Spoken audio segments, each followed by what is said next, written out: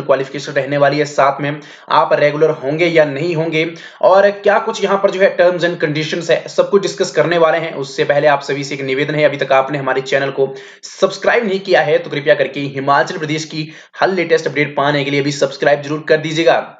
सर्वप्रथम आपको बताते चलें कि यहाँ पर कुल 5000 पदों पर जो है ये भर्तियां होनी है, और इसके लिए क्या कुछ एलिजिबिलिटी है चलिए वो जान लेते हैं। सब सर्वप्रथम आप जो है वो इंडिया के सिटीजन होने चाहिए, साथ में बोनाफाइड हिमाचली आपके पास होना चाहिए, और साउंड माइंड आपका होना चाहिए, अनसाउंड माइंड नहीं होना चाहिए, साउंड माइंड आपका होना चाहिए। और साथ में आपको बताते चले कि जो सबसे महत्वपूर्ण बात यहाँ पर यह है कि आपके परिवार का कोई भी सदस्य जो है वो सरकारी जॉब में नहीं होना चाहिए। सरकारी सर्विस अगर आपका कोई भी परिवार का सदस्य करता है तो आप इसके लिए आवेदन नहीं कर सकते हैं। इसके अलावा क्रिमिनल नेचर आपका नहीं होना चाहिए, किसी भी आप जो है क्रिमिनल एक्टिविटी में इन्वॉल्व नहीं होने चाहिए। और इसके अलावा अगर हम बात करें तो मेडिकली फिट होने चाहिए, और जिस भी पंचायत डिवीजन सब डिवीजन में आप अप्लाई करना चाहते हैं आप उसके स्थायी निवासी होना चाहिए। यानी कि अगर आप अन्य किसी डिवीजन सब डिवीजन या फिर पंचायत के थ्रू जो है वो यहाँ पर अप्लाई करना चाहते हो तो आप अप्लाई नहीं कर सकते हैं। एजुकेशनल क्वालिफिकेशन मोस्ट इंपॉर्टेंट यहाँ पे फैक्टर है। एजुकेशनल क्वालिफिकेशन इसके लिए आपकी 8वीं पास रहने वाली है, मिडिल पास रहने वाली है, तो आपके पास जो है वो 8वीं का सर्टिफिकेट यहाँ पे होना चाहिए। और डिजायरेबल क्वालिफिकेशन तो यहाँ पे रहती है नॉलेज ऑफ आपको कस्टम्स मैनर्स डायलेक्ट का नॉलेज यहाँ पे होना चाहिए।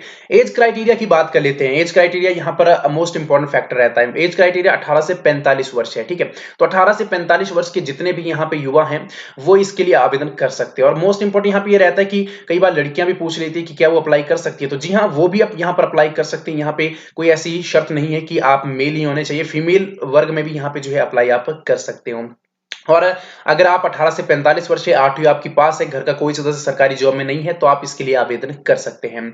वहीं बात करते हैं यहाँ पर कि आपके लिए नोटिफिकेशन कब आएगी, कहां से जारी की जाएगी। तो जो भी आपके सर्कल लेवल पर सुपरिटेंडेंट इंजीनियर होंगे, ठीक है, जो एससी होंगे वो इसके लिए बकायदा जो रिक्वायरमेंट होगी उसके हिसाब से जो है एडवर्टाइजमेंट नोटिस जो है वो जारी करेंगे। किसके थ्रू? सब डिविजन और डिविजन के थ्रू। और इसकी नोटिफिकेशन जो है वो ग्राम पंचायत को भी भेजी जाएगी, और ग्राम पंचायत के थ्रू जो है आपकी यहाँ पर जो है नोटिस बोर्ड पे लगाया जाएगा, और न्यूज़पेपर में भी इसकी एडवर्टाइजमेंट आपको देखने को मिलेगी। तो कुल मिलाकर जो है फुल पब्लिसिटी इसकी होने वाली है, तो आपको टेंशन लेने की जरूरत नहीं है। बाकी हम भी आपका अपडेट यहाँ पे देते रहेंगे। एप्लीकेशंस की बात करते हैं भाई। एप्लीकेशंस जो है आपको किस तरह से सबमिट करनी है, यानी कि आवेदन किस तरह से करने हैं। आवेदन इसके भी जो है आपको सादे कागज पर करने हैं। अटेस्टेड जो फोटोकॉपीज आपकी है सर्टिफिकेट्स की वो आपको अटैच कर देनी है। अब यहाँ पर जो है कौन कौन से सर्टिफिकेट जो है यहाँ पर अटैच करने हैं आपको, वो भी यहाँ पे आपको बता देते हैं, ठीक है। आधार कार्ड एक तो आपको यहाँ पर जो है वो अटैच करना है, और एज प्रूफ का सर्टिफिकेट यहाँ पर जो है वो अटैच करना है। इसके अलावा और भी बहुत सारे डॉक्यूमेंट्स हैं, वो आपको बताएंगे। डॉक्यूमेंट्स जो कि आपके मार्क्स यानी कि आपके अंकों नंबर के लिए जो है वो काफी ज्यादा इंपॉर्टेंट रहने वाले हैं, वो आगे आपको बताएंगे। उससे पहले हम रोल्स एंड रिस्पॉन्सिबिलिटी यानी कि आपका कार्य क्या होगा अगर आप इसके लिए आवेदन करते हैं तो। सर्वप्रथम आपको जो है वो कंस्ट्रक्शन एंड मेंटेनेंस रोड्स और बिल्डिंग्स की यहाँ पर कार्य करना पड़ सकता है। इसके अलावा जो यहाँ पर स्टाफ रहता है, टेक्निकल स्टाफ है, पीडब्ल्यूडी डिपार्टमेंट या अन्य जो भी यहाँ पर जो उच्च अधिकारी हैं उनकी असिस्टेंस के तौर पर भी आपको जो है यहाँ पे कार्य करना पड़ सकता है, ठीक है।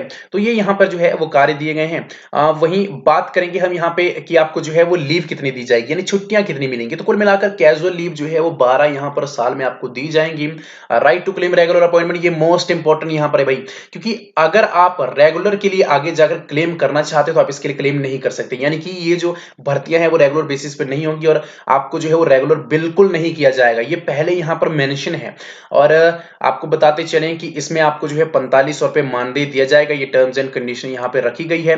इसके अलावा यहां पर एक मोस्ट इंपोर्टेंट बात यह है कि अगर कोई भी असिस्टेंट इंजीनियर यानी एसडीओ जिसे आप कहते हैं, सब डिविजनल जो ऑफिसर रहते हैं वो, और साथ में जूनियर इंजीनियर जेई आपके काम से जो है वो यहां पर संतुष्ट नहीं है तो वो आपको जो है वो काम से निकाल सकते हैं। तो फुल मिलाकर यहाँ पर जो है शोषण होने वाला है भाई मजदूरों का, मजदूर वर्ग का जो है यहाँ पे शोषण होने वाला है। ये वही कंडीशन आ गई इतिहास की जो है जहां पर जो है पूंजीपति वर्ग द्वारा जो है मजदूर वर्ग का शोषण किया जाता था। तो कार्ल मार्क्स की विचारधारा यहाँ पर भी लागू करनी पड़ेगी भाई। बात करेंगे यहाँ पर जो है वो अन्य टर्म्स एंड कंडीशंस की, तो यहाँ पे इंपॉर्टेंट यही रहने वाली है कि आपको जो है सेटिस्फाई जो है वर्क यहाँ पे करना पड़ेगा।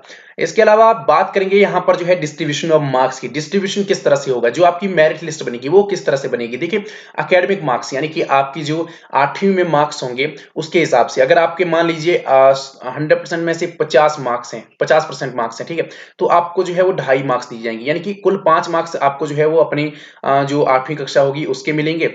उसमें से आपको बताते चले जैसे मान लीजिए आपके 400 अंक है और 400 अंक में से आपके 200 अंक है, तो 200 अंक का आपको 2.5 मार्क्स मिल जाएंगे। अगर 400 में से आपने 400 लिए हैं तो आपको जो है फुल 5 मार्क्स मिल जाएंगे। इस तरह से आपको जो है वो एकेडमिक मार्क्स डिस्ट्रीब्यूशन किया जाएगा। इसके अलावा अगर आप एसटी, एससी, ओबीसी या फिर इस तरह से बिलोंग करते हैं रिजर्व कैटेगरी से, तो 1 मार्क्स उसका मिलेगा। BPL family, EWS family, general category की बात करें, बीपीएल और ईडब्ल्यूएस फैमिली से आप बिलोंग करते हैं, ठीक है, तो इसमें आपको 2 मार्क्स दिए जाएंगे। तो देखिए कितना यहाँ पर भाई इंपॉर्टेंट ये है कि इस बार जो है रिजर्व कैटेगरीज के लिए सिर्फ 1 मार्क्स दिया गया है, बाकी जो जनरल रिजर्व है यानी ईडब्ल्यूएस है, ठीक है, जो वीकर सेक्शन है यहाँ पे इकोनॉमिकली, तो उनको जो है 2 मार्क्स का प्रावधान किया गया है। फिजिकल टेस्ट की बात करते हैं, फिजिकल टेस्ट आपका भाई ये कंडक्ट करवाएंगे जो चीफ इंजीनियर होंगे, उनके द्वारा जो है एग्जामिन किया जाएगा कि फिजिकल कैपेबिलिटी है उनमें या नहीं है। जो आवेदन करना चाहते हैं तो उसके आपको 2 मार्क्स मिलेंगे। कुल मिलाकर 10 मार्क्स में से जो है आपका यहाँ पर जो है वो मेरिट तैयार की जाएगी।